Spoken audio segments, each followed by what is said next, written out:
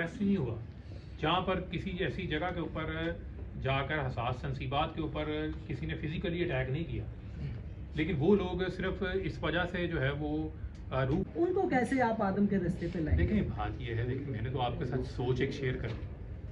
अब ये उनके ऊपर फैसला है कि सब अपना अपना माइंड अप्लाई करें और सोचें कि आया वो पाकिस्तान के लिए वजारत से हट गए हैं तो आप वेट कर लें। क्या आपकी बात वहाँ पे सुनी नहीं जाती थी?